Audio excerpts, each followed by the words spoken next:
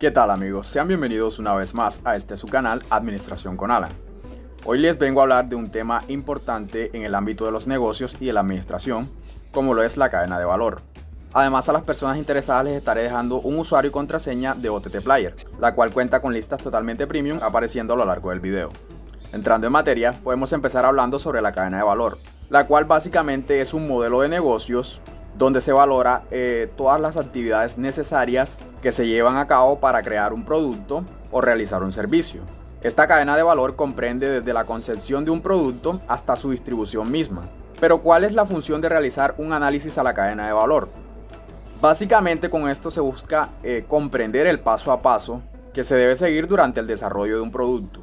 El propósito principal que hay en ello es incrementar la eficiencia y la eficacia en los procesos. Esto para lograr obtener el mayor valor posible con el menor gasto posible. Cabe aclarar que esta cadena de valor se la debemos principalmente a Michael Porter, donde en su libro Ventaja Competitiva nos explica que las actividades que se realizan en una empresa abarcan desde diseñar, producir y entregar un producto.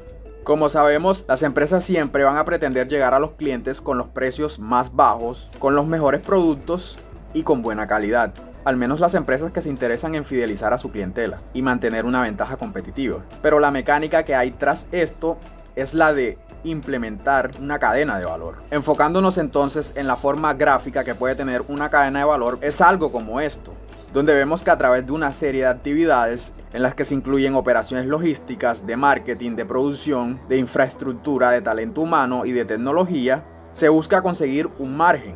¿Qué es un margen?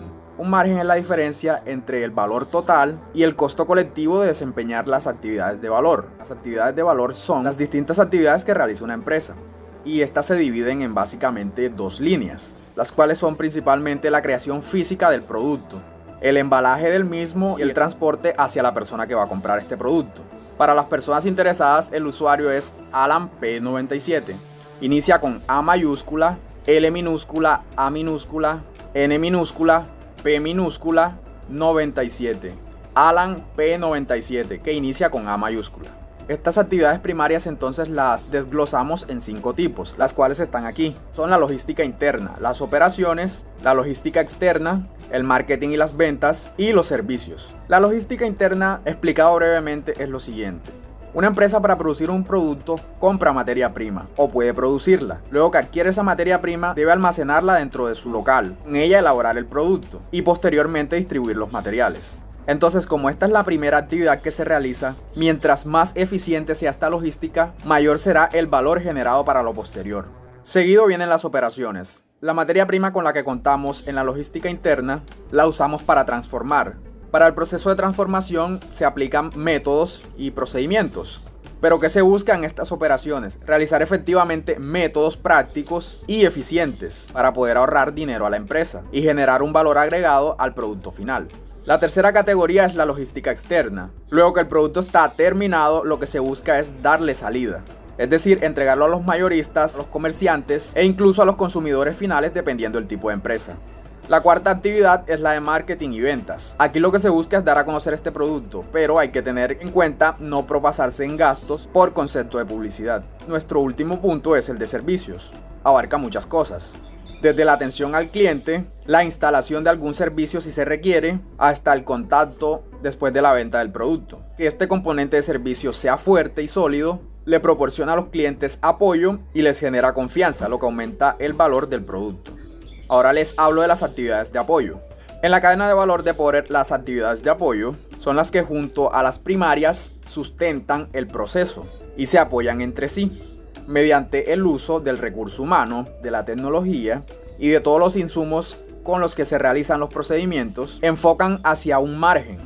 Como vemos en la imagen, esas líneas punteadas son el margen y reflejan que en esta cadena de valor existe un abastecimiento y operaciones logísticas, por lo que existe un apoyo completo en la cadena de valor. Ojo, en la gráfica parece que fueran actividades independientes las primarias de las de apoyo, pero en la realidad no es así. Están relacionadas totalmente y todas interactúan entre sí. Bien, la contraseña es trabajo, todo en minúscula, TRABAJO, trabajo. Bien, espero que disfrutes de la cuenta, dejes tu me gusta al video y te suscribas para que te notifique cuando la cuenta se actualice. Por lo que entonces aplicar este concepto de cadena de valor en tu organización será fundamental para que la empresa sobreviva y pueda alcanzar la cima en el mercado en que se encuentra. Y esto le permita poner a disposición de los clientes todas sus capacidades humanas, tecnológicas, logísticas, de marketing y por supuesto de calidad.